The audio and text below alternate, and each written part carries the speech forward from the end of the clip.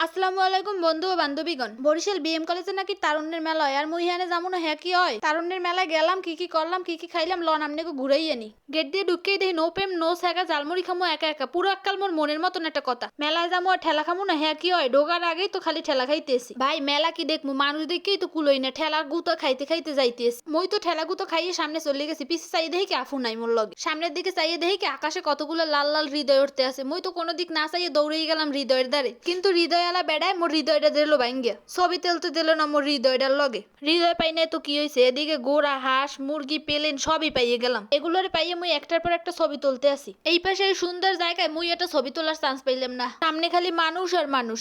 বীরপুর ঠেললে সবাই সরাইয়ে মুই চলে গেলাম মেলার ভিতরে। এদিকে পিছনে তাকাই দেখি কি মোর আফু নাই। ভিতরে ঢুককেই হৃদয়গুলোরে আবার দেখলাম। পাশে দেখি একটা পেলেন ওরে, আফু কই ওটা বেড়া ড্রোন ড্রোন। এরপর মুই চলে গেলাম প্রথম স্টলে। সমাজ বিজ্ঞানের এই স্টলে যাইয়ে দেখি হাতে আঁকা ছবি আর পিডে বেসে। হ্যাঁ ব্যস্তে আসলে কতগুলো সুন্দরী আফুরা। তারপর চলে গেলাম ইংলিশ ডিপার্টমেন্টের স্টলে। এত সুন্দর ফটো বুথ, ছবি না তুললে হয়।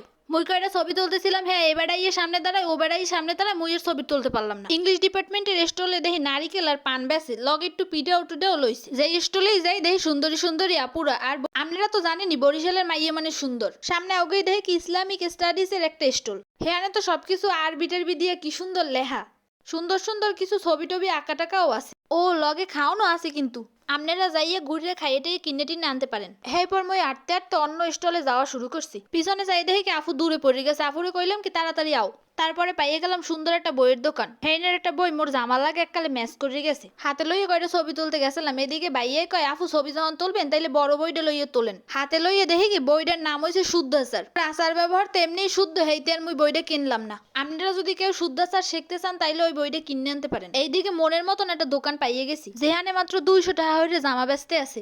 কিন্তু এত ভিড় মুই আর যাইতে পারলাম না। এইদিকে একটা হৃদয় কিনছিলাম, হ্যাঁ গেছে উড়ে। হে পড়তে দিলাম মুই ব্যাটকাইয়া।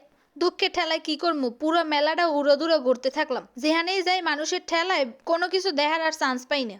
আশেপাশে কি সুন্দর সুন্দর ফটো বুথ, কিন্তু মুই কোনো জায়গা চান্স পাই না ছবি তোলার। বুড়ো বুড়ো আন্টিরা ছবি তুলতে আছে, কিন্তু মোর একটু ছবি টবি তুলতে দে না। আন্টি মগো ঐতিহ্যবাহী পোষ লইয়া ফুলের লাগে কতক্ষণ ছবি তুলতেছিলে। মেলা দেখতে আইয়ে মানুষ দেখেই কুলোই না, কি আর মেলা দেখমু, খালি মানুষ আর মানুষ। মেলা দেখতে দেখতে মগো খিদে লাগিয়ে গেছে, দৌড়েই বাইরে বাইরেই গেলাম। বাইরে গিয়েই তো দেখি খালি খাওন আর খাওন। এরপর মোরা একে একে ডিম কেক ভাপা পিড়ে খাইয়ে এলাম। এত কিছু খামো আর দুলাল মামার ফুচকা খামো না? হ্যাঁ তো হয় না, মোরা তো চলে গেলাম দুলাল মামা ফুচকা খাইতে। দেখে লোভ সামলাইতে না পারে টকটারে মহে দিলাম, কি যে মজা। মামায় বড়িয়ে বড়িয়ে পুর দিয়ে এক একটা ফুচকা বানায়। এরপর বড় একটা ফুচকা মোর মোহের মধ্যে ঢুকাইলাম। আপনারা আবার দেখে আসেন টেসেন। আজকের মতো এই পর্যন্ত, টাটা।